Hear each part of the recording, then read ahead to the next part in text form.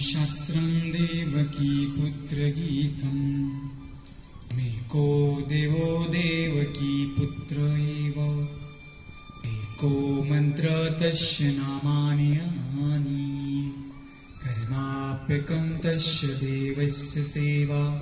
बोलो श्री गोपाल कृष्ण भगवान की जय। बोलो बाके बिहारी लाल की जय। जय श्री कृष्ण। दंडवत प्रणाम। मैं ईश्वर सतीश गुरु भोजरा दादाजी अमृति श्री गोपाल कृष्ण मंदिर मंडोर रेशम तामसा तालुका हदगांव जिला नांदेड़ महाराष्ट्र से सबसे पहले द्वारकाधीश श्री गोपाल कृष्ण जी महाराज उनके चरणों में दंडो प्रणाम करता हूं। मेरी गुरु माता है जिन्होंने मुझे पाल पोषकर बड़ा किया, धर्म के लिए योग्य किया है। कैवल्यवासी गुरु माता तपस्विनी भामाताई जी अमृत है, उनके अंतःकरण में याद करता हूं। दूसरी माता है कैवल्यवासी तपस्विनी माई जी तड़गांव, उनकी भी अंतःकरण में याद करता हूं। विद्या गुरुवर आदरणीय श्रद्धेय ब्रह्म विद्या पाठशाला तड़गांव संचालक आदरणीय गुरुवर्य श्री गुरुजी, उनको भी धन्यवाद प्रणाम। आदरणीय तामसनी निवासी दादाजी को भी धन्यवाद प्रणाम। अमृत प्रवर्तक और धर्म चिंतन ग्रुप के माध्यम से जो कथा सुनते हैं उन सभी को धन्यवाद प्रणाम। अमृत प्रवर्तक हिंदी ग्रुप के माध्यम से और जय श्री कृष्ण राजस्थान के ग्रुप के माध्यम से जो देश विदेश में कथा सुनते हैं उन सभी को मेरा जय श्री कृष्ण दंडवत प्रणाम। अमृत प्रवर्तक व्हाट्सएप नंबर कॉल नंबर है 9405275075। अब ये नवरात्र शुरुआत हो गई है। नवरात्र में हम 9 दिन भगवान का चिंतन करेंगे, उस प्रकार शास्त्र भी श्रवण करेंगे। हम देख रहे हैं हमने पहला अध्याय की समाप्ति करने के बाद हमारा जो अध्याय है गीता का, श्रीमद् भगवद गीता का दूसरा अध्याय प्रारंभ करने हमने प्रारंभ किया है। और अभी हम आपके पास अभी तक ऑडियो के माध्यम से गीता का श्लोक भेजते थे, विश्लेषण भेजते थे। इन 9 दिन में आपको इलाही प्रोग्राम देखने को मिलेगा, क्योंकि हमारे जो धर्म बंधु है अमृतराज दादाजी भाणवा, वो भी अच्छे लेखक है, उनका भी ग्रुप है धर्म चिंतन पुणे में चलता है। उस ग्रुप में भी लीला जाती है।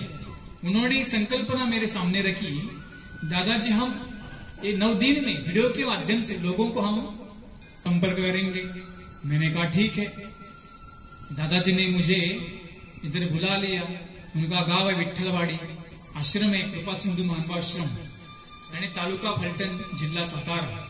यहाँ पास महानुभावाश्रम तड़गांव है, जहाँ हमारा विद्याध्ययन हो गया है मेरा, और दादाजी का भी यहाँ अध्ययन हो गया है। ये कृपा सिंधु महानुभावाश्रम से हम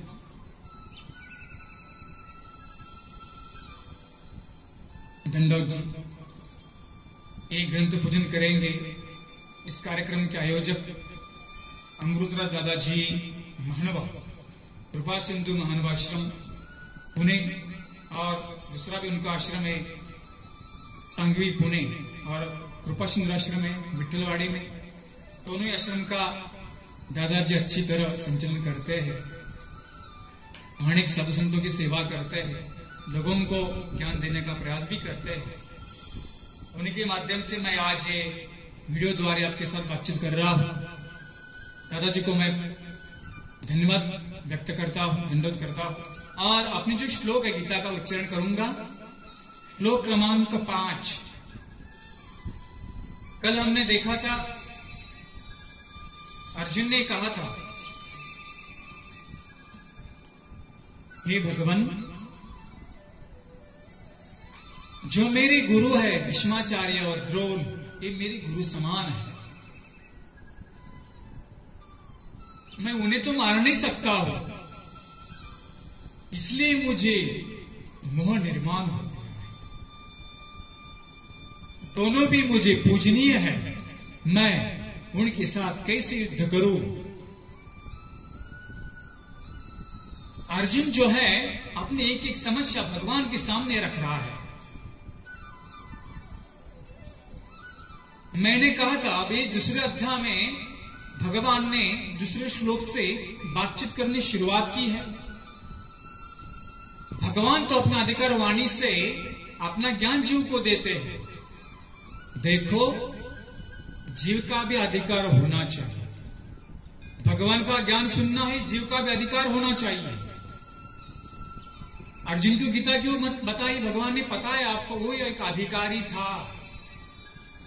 अधिकारी नहीं, उनमें सुनने की भी क्षमता थी। देखो, जब कोई करना पड़ता है, संयम बहुत बड़ी चीज है। अर्जुन ज्ञानी भी था और क्या संयमी भी था। भगवान को पता था ये जो बातें सुनने के लिए संयमी होना जरूरी था। इसलिए भगवान ने अर्जुन को ही गीता बताई है। अर्जुन को निमित्त करके पूरे समाज को, जीव को बताई है। वहां एक अर्जुन ऐसा था, उसके पास सब सामग्री थी। सकल सामग्रीवंत, हमारे स्वामी जी ने कहा है, भाई अर्जुन सकल सामग्रीवंत, एक वांचन ब्रह्म विद्या के अलावा उसके पास सब कुछ था। कलाई थी, विद्याएं थी, जो कुछ सामग्री उसके पास थी, लेकिन उसके पास संयम भी था। इसलिए ज्ञान सुनने के लिए संयम बहुत बड़ी चीज है। संयम माने मन को कंट्रोल करना, नियंत्रित करना। भगवान का सिमरन करना पड़ता है, भगवान का शास्त्र सुनना है। क्या करना चाहिए? मन एकाग्र यानी संयम, संयम करना पड़ता है। और यही संयम के कारण अर्जुन को गीता बताई है। अर्जुन अपनी भावना बताता है, गुरु का प्रतिमोह निर्माण हो गया। और भी क्या हुआ? श्लोक क्रमांक 5 उच्चारण करेंगे। गुरु निहत्वा हि महानुभावान् श्रेयं भोक्तुं भैक्षमपीह लोके हत्वार्थ कामास्तु गुरुनिहेव भुंजीय भोगानुदिर प्रदिग्धान।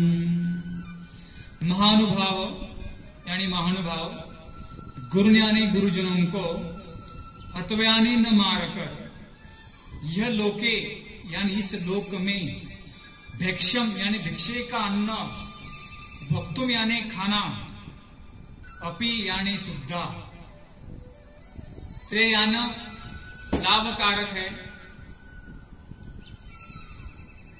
ही गुरु हत्वा ही रुधिर प्रतिग्धान, ही यानी कारण, गुरु यानी गुरुजनों को, हत्वा यानी मार के, ये म्हणजे यहां रुधिर प्रतिग्धान यानी आंसुओं से मेरा शरीर, अर्थ कामान यानी धन की अपेक्षा न करके, भोगांत भुंजीय, भोगान्नाथ, ये भोग अच्छा नहीं है। अर्जुन कहता है कि मैं गुरुजनों को मारूंगा नहीं, उन्हें न मारकर मैं भिक्षा मांगकर वो अन्न में खा सकता हूं, ये मैं श्रेष्ठ समझता हूं, यानी मैं सन्यासी बन जाऊंगा। मैंने मेरे गुरु को मारकर धन प्राप्त करके मेरा कुछ भला होने वाला नहीं है, मुझे तो भोग भोगना ही पड़ेगा ना। इसलिए मैं सन्यासी बनूंगा, भिक्षा मांगूंगा, लेकिन मैं गुरु को नहीं मारूंगा। ना मुझे धन चाहिए, गुरु को मारकर जो आंसू, जो खून है, वो मेरे शरीर पर अगर लगने के बाद क्या मैं सुखी रह पाऊंगा? नहीं। इसलिए वो कहता है मैं गुरुजनों को मारूंगा ही नहीं। यह अर्जुन अपनी बाजू मान रहा है, कहता है द्रोण और भीष्माचार्य मेरे गुरु है, उन्हें मारने के बाद अगर मुझे राज्य भी मिल गया तो मेरा कुछ परिणाम कारक वो राज्य नहीं है, इसलिए मैं क्षत्रिय धर्म छोड़कर मैं भिक्षावृत्ति निर्माण करूंगा, वो मेरे लिए अच्छी होगी, लेकिन मैं गुरु को मार नहीं सकता। भिक्षा मांगना कष्ट है, वो चलेगा, लेकिन गुरु को नहीं मारना। लोगों को लगता है ना साधु बनना बहुत आसान है, लोग कहते नहीं यार बाप रे साधु का बहुत अच्छा है, खाने को मिलता है, कुछ टेंशन नहीं है, सन्यास लेके ले लो ना सन्यास। आप तो लेते नहीं हो, सिर्फ कहते हो, घर पे बैठते हो। भिक्षा मांगने के लिए भी कष्ट है। भिक्षा क्या हमारे आसन पर आएगी? जगह तो छोड़नी पड़ेगी ना मांगने के लिए। भिक्षा में भी कष्ट है, साधुओं को भी कष्ट है। वो साधु अखंड अपना भगवान का चिंतन करता है, क्या कष्ट नहीं है? कष्ट है। लेकिन वो जो साधु किसके लिए कष्ट करता है? भगवान के लिए करता है। और तुम किसके लिए करते हो? प्रपंच के लिए करते हो। भगवान के लिए जो कष्ट करेगा उसे तो भगवान ही मिलेंगे। ज्ञान प्राप्त करने में कष्ट है, मैं बताए ज्ञान प्राप्त करने के लिए क्या करना पड़ता है? सुबह 4 बजे उठना पड़ता है, गुरु की सेवा करनी पड़ती है, मार्ग की सेवा करनी पड़ती है, भगवान की सेवा करनी पड़ती है, कुछ व्यापार करना पड़ता है, तब वो शास्त्र निर्माण, तब वो शास्त्र मिलता है। ये भ्रम मन से निकाल डालो। साधु बनना भी बहुत आसान है, आसान है, लेकिन उससे क्या करना उसके क्या करना पड़ेगा? घरदार छोड़ना पड़ेगा, संन्यास्त जीवन आपको निर्माण करना पड़ेगा, साधु बनना पड़ेगा, ऐसा सब कुछ मिलेगा। अर्जुन भी कहता है मैं भिक्षा मांगूंगा लेकिन युद्ध नहीं करूंगा। अगर मैं उन्हें मारकर मुझे मुक्ति नहीं मिलेगी, ना शांति मिलेगी। उन्हें मारकर मेरा धन, जो धन मुझे मिलेगा, वो भी मेरा कुछ काम का नहीं।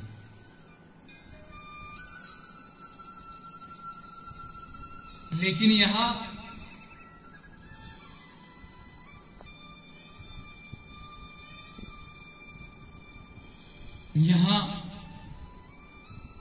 भीष्माचार्य और गुरु द्रोण,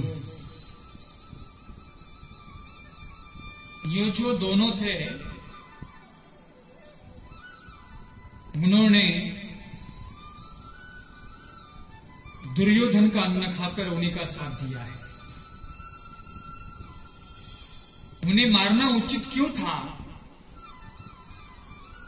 उन्होंने अधर्म का पक्ष लिया है। अगर कोई गुरु अधर्म का साथ देगा तो गुरु नहीं है। गुरु किसे कहते हैं? जो धर्म का साथ दे, जो धर्म की राहों पर चले और अपने भी शिष्य को धर्म की ओर ले चले।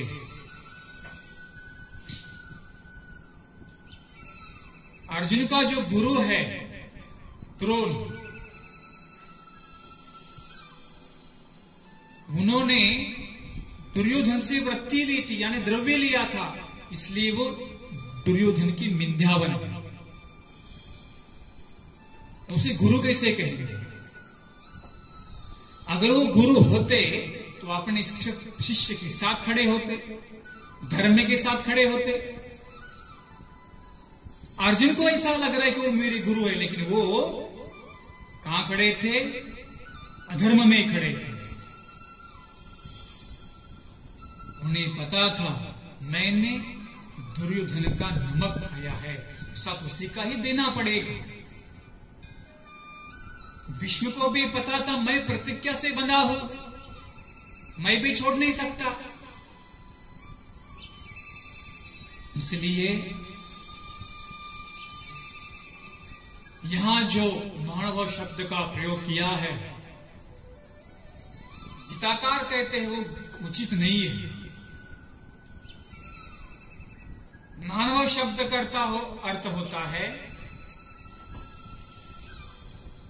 जिसका मन महान है। मानव शब्द का अर्थ किया है जो कभी द्रव्य की लालसा नहीं करता, वो महानुभाव। तीसरा अर्थ है जो महानुभाव वो कभी भोग नहीं भोगता। अर्थ यानी पैसा, वो कभी पैसा को भी पीछे नहीं भागता। कौन? जो महानुभाव है, संत है, वो उसे महानुभाव कहा गया है। हमारे में शब्द है कि नहीं, महानुभाव पंथ, जिसका मान अनुभव, जिसका बल अनुभव, जिसका बल बड़ा है, तेज बड़ा है, उसे महानुभाव कहा गया है। जो पैसे को पीछे नहीं भागता वो महानुभाव। मिला तो भी ठीक, नहीं मिला तो भी ठीक। ये द्रोण जो थे द्रव्य की अभिलाषा करने वाले थे, इसलिए वो कहां चले गए? दुर्योधन के पक्ष में चले गए। उन्हें क्या लगता था, धृतराष्ट्र ने मुझे इतनी गैया दी, इतना धन दिया, मैं तो उन्हीं का ही साथ दे दूंगा। ऐसा है।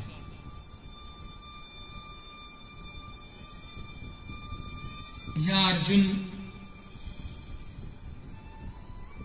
भगवान के सामने अपने भाव प्रकट कर रहा है।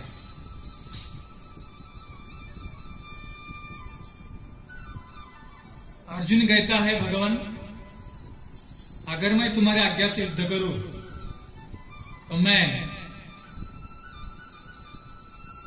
गुरुजनों को मारकर जो राज्य मुझे मिलेगा वो ना मुझे कभी सुख देगा।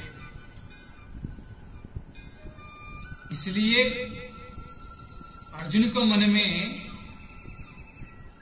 एक भाव था, मेरे से हिंसा होगी और हिंसा होकर मैं ऐसे गलत काम नहीं करूंगा।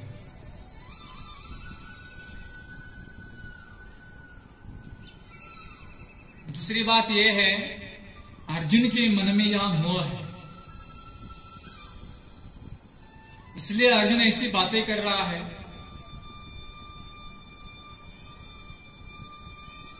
ये मोह गलत है। मैंने कहा था ना, गलत चीजों का मोह कभी नहीं करना।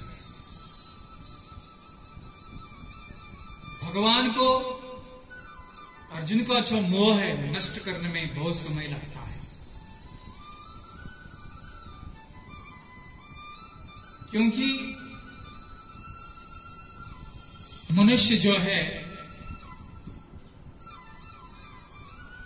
समाज में हम देखते हैं लोग गलत वेश धारण करके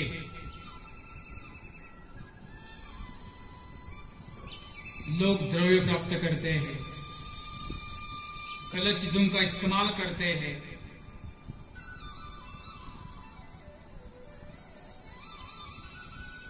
कोई लोग अपना स्वार्थ पूरा करने के लिए झूठ भी बोलते हैं। कुछ लोग धन बेईमानी से, कपट से, विश्वासघात करके धन लोग प्राप्त करते हैं। जो मनुष्य का धर्म है उसे नष्ट कर देते हैं।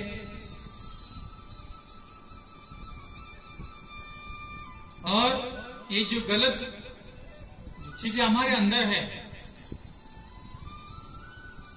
हम देखते हैं ना, लोग समाज में द्रव्य प्राप्त करने के लिए कुछ भी कर सकते हैं। वो अपना धर्म छोड़कर, जो मनुष्य धर्म क्या है, सत्य का पालन करना, अहिंसा का पालन करना, हिंसा नहीं करना, किसी के साथ बेईमानी नहीं करना, किसी का विश्वासघात नहीं करना, किसी के दोष नहीं देखना, क्या है हमारा ये? मनुष्य की ये कर्म है। लेकिन आजकल ये लोग समाज में, ऐसे तो हम देखते हैं, ज्यादातर ज्यादा क्या करते हैं, गलत चीजों का इस्तेमाल करते हैं। और जब लोग गलत काम करते हैं ना, तब उन्हें अच्छा काम कभी दिखता ही नहीं है। जो कोई अच्छा काम करेगा वो कभी उसे दिखाई नहीं देता। आजकल जो कोई अच्छा काम करता है लोग उसे भी नाम रखते हैं,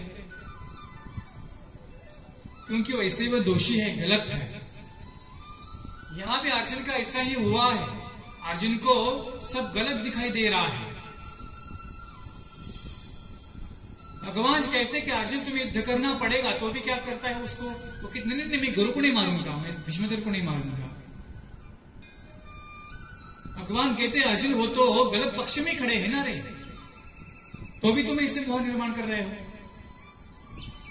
इसलिए हमें इस श्लोक से सीख मिलती है कि गलत लोगों का संग मत करो, साधुओं का संग करो, ज्ञानी का संग करो, जो तुम्हें कोई अच्छा विचार देगा उसका संग करो। समाज में आज गलत लोग बहुत मिलते हैं, बहुत अच्छा, कभी अच्छा 100 में से एक अच्छा आदमी मिलता है, देखते हैं ना हम समाज में। इसलिए क्या करना, अपने जीवन में अच्छा लोगों का संग करना। जीवन में अच्छा बनना है, संतों के संगति में जाकर सत्संग करके उनका जो कुछ वो भगवान की बातें, ज्ञान की बातें कहते हैं, ज्ञान की बातें सुनना, ये भी याद रखना। इसलिए हम इस श्लोक में जो कुछ बातें मैंने की है, ये बातें मैंने आपको बताई है। ज्यादा द्रव्य का लोभ नहीं करना, जो है उसमें समाधानी रहना, इतना ही कहा है। फिर से उच्चारण करेंगे श्लोक क्रमांक 5। गुरु निहत्वा हि महानुभावान् श्रेयं वक्तुं भैक्षमपीह लोके हत्वार्थ कामास्तु गुरुनिहेव भुञ्जीय भोगारुधिर प्रदिग्धान् भुञ्जीय भोगारुधिर प्रदिग्धान्। जो कुछ बातें मैंने आपसे की है, जीवन में लाने का प्रयास करना। इसी प्रकार श्लोक क्रमांक 5 यहां समाप्त हो गया, दूसरा अध्याय का। इसी प्रकार हम यहां श्रीमद् भगवद गीता का भी हमने अमृतरस दादाजी महानुभाव कृपा सिंधु महानुभावाश्रम विठलवाड़ी और सांगवी पुणे, दोनों जगह दादा का आश्रम है। वो भी ज्ञानी है और उनके प्रयत्न की वजह से मैं आज ये वीडियो के माध्यम से मैंने आपसे बातचीत की है। जो कुछ बातें मैंने आपको बताई, अपने जीवन में याद रखना। 9 दिन में भगवान के सामने दिया जलाना, सिमरन करना, जो विदेश में लोग उनके लिए कहता हो, और जो ये लीला आपके पास आती है वो भी श्रवण करना, ज्यादा जितना हो उतना सिमरन करना, बाहर का कुछ लेन देन करना नहीं, खाना पीना कुछ नहीं, मैंने आपको बताया है। ये बातें याद रखना। कोई शंका हो तो 94027507 नंबर पे कॉल करना। आगे दादाजी बात करेंगे। दंडवत प्रणाम दादाजी। भगवंत गोपाल कृष्णांनी अखिल मानव जातीला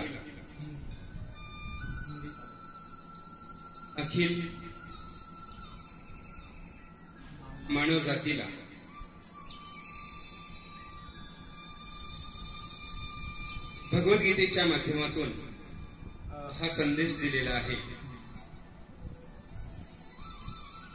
जो परमेश्वराच्या ज्ञानाचा आहे। त्या ज्ञानाच्या माध्यमातून या जीवाचा उद्धार होतो, असं हे परम पवित्र ज्ञान परमेश्वराने श्रीमद भगवद्गीतेच्या माध्यमातून अर्जुनाला निमित्त करून अखिल मानव जातीला सांगितलेलं आहे। आणि तेच हे जे भगवद्गीता ज्ञान आहे ते आदरणीय श्रद्धेय दादा या 10 दिवसांमध्ये आपल्यापर्यंत हिंदी भाषेमधून पोहोचवणार आहेत. आपणा सर्वांना माहिती आहेच की आपले सद्भक्त जे आहेत ते परदेशामध्ये सुद्धा असतात. अनेक श्रवण करणारे जे सद्भक्त आहेत ते हिंदी भाषिक आहेत. म्हणजे काहींना मराठी समजतं परंतु काही त्याचे अर्थ समजत नाही. आणि जे काही हिंदी भाषिक आहेत त्यांना सोप्या पद्धतीमध्ये हे भगवद्गीतेचे श्लोक समजावे, पाठ व्हावे, हा हेतू डोळ्यासमोर ठेवून आदरणीय दादांनी आणि त्यांची सुद्धा अशी विनंती होती की ते आपण हे जे श्लोक आहेत ते हिंदीमधून निरूपण करावे. आणि म्हणून त्या सद्भक्तांच्या विनंतीला मान देऊन आदरणीय दादा लीळाचरित्र असेल किंवा श्रीमद भगवद्गीता असेल या शास्त्राचं निरूपण ते आपल्यापर्यंत पोहोचवत आहेत.